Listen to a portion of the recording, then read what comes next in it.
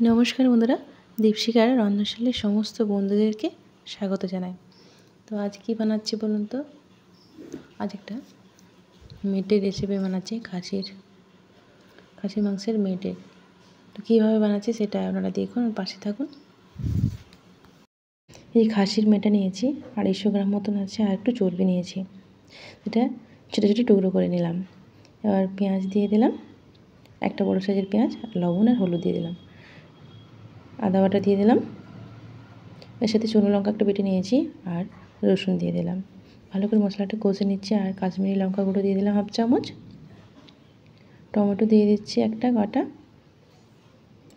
এগুলো মশলাগুলো সমস্ত কিছু কিন্তু ভালো করে কষে নিতে হবে, টমেটোটা গলে আসবে। এই সময় যে মেটেগুলো কেটে রেখেছি সেগুলোকে দিয়ে দিচ্ছি। এটা বেশিক্ষণ সময় লাগে না, 5 থেকে 10 মিনিটের মধ্যে রান্নাটা হয়ে যায় এবং খেতে কিন্তু অসাধারণ লাগে। আপনারা অবশ্যই বাড়িতে একবার ট্রাই করবেন।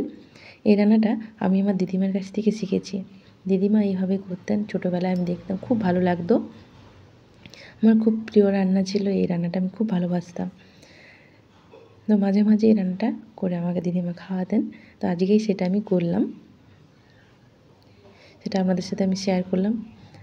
আর কাঁচা লঙ্কা দিয়ে দিলাম 3টে। লঙ্কার পরিমাণটা আপনারা যে যেমন পারেন দেবেন, একটু ঝাল হলে একটু ভালো লাগে এই রান্নাতে। তো আমি এই লঙ্কাটা খুব ঝালই, যার জন্য আমি 3টা লঙ্কা ব্যবহার করেছি। অল্প একটু জল দিয়েছি। এটা কিন্তু খুব বেশি জল দিয়ে সেদ্ধ করার কোনো দরকার নেই, মশলা কষতে কষতেই কিন্তু সেদ্ধ হয়ে যাবে। ওই ছোটো কাপের 1 কাপ মতন জল দিয়েছি। দেখুন মশলাটা প্রায় এরকম গ্রেভি গ্রেভি হয়ে আসবে। আর জলটা কিন্তু এটাও শুকনো করে নিতে হবে, একটু ঢাকা দিয়ে এই রান্নাটা করতে হবে। বেশি জাল দিলে চলবে না, লো টু মিডিয়ামে যে রান্নাটা করবেন। এই দেখুন তেল বেরিয়ে এসছে, জানবেন এটা হয়ে আসছে। আর এটা আপনারা যে কোনো খাবারের সাথে পরিবেশন করতে পারেন, রুটি, পরোটা বা লুচি, ভাত, যার সাথে খান না কেন, মানে খুবই সুন্দর লাগে। না খেলে এটা মানে বলে বোঝাতে পারবো না বন্ধুরা, এতটাই ভালো লাগে। তো আমি এখানে রুটি নিয়েছি, রুটির সাথে আমরা এটা সকলে মিলে খেয়ে নিলাম। ভিডিওটি যদি ভালো লেগে থাকে লাইক কমেন্ট শেয়ার করবেন। আপনারা সকলে ভালো থাকুন, সুস্থ থাকুন। দেখা হচ্ছে আবার নেক্সট ভিডিওতে।